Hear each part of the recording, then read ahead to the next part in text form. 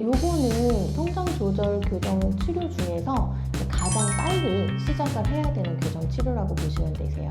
그러면 후천적으로도 계속 문제가 생길 수가 있기 때문에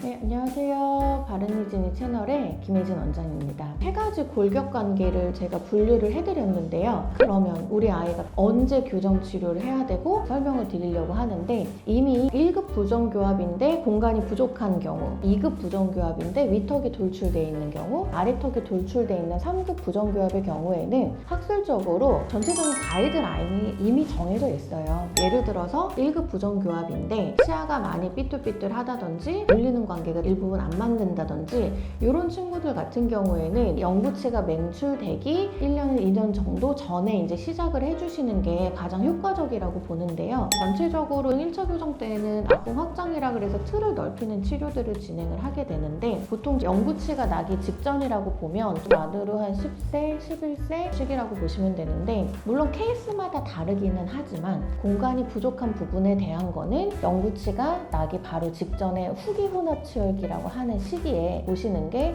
적당하다고 생각을 하시면 되실 것 같아요. 두 번째로 위턱이 돌출되어 있고 아래턱이 후퇴되어 있는 친구들인데요. 이 케이스도 아까 1급 부정교합 관계와 마찬가지로 영구치가 나기 1년, 한 2년 정도 전 사이에서 시작을 해주시는 게 제일 효과적이고요. 그 이유는 1급 관계랑 거의 비슷하다고 보시면 되세요. 척뼈 관계를 정상적으로 만들어 놓고 아래턱을 이쪽으로 돌출될 수 있게 유도를 해준 다음에 바로 자연스럽게 2차 교정이라 그래서 치열을 맞추는 교정 치료를 해가면서 마무리를 하시는 게 추후에 이제 재발 가능성들을 굉장히 많이 떨어뜨리기 때문에, 위턱이 돌출되어 있고 아래턱이 후퇴되어 있는 친구들도 좀 빠른 친구들은 3학년 아니면 4학년, 5학년 정도 시기에 고민을 해보시면 좋을 것 같습니다. 마지막으로 이제 아래턱이 거꾸로 물리는 친구들인데요. 요거는 성장 조절 교정 치료 중에서 이제 가장 빨리 시작을 해야 되는 교정 치료라고 보시면 되세요.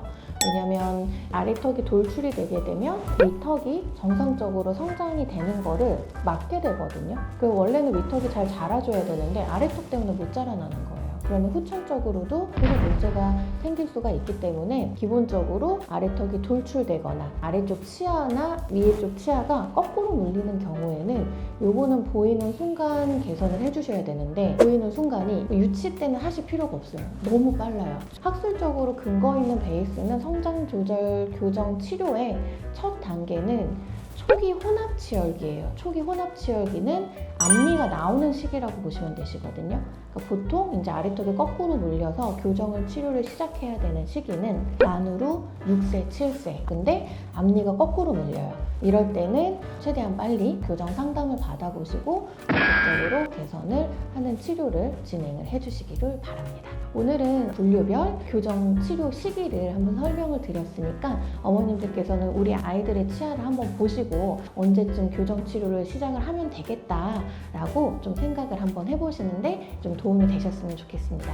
오늘의 영상이 도움이 되셨다면 좋아요와 이제 구독 눌러주시기 바라겠습니다. 감사합니다.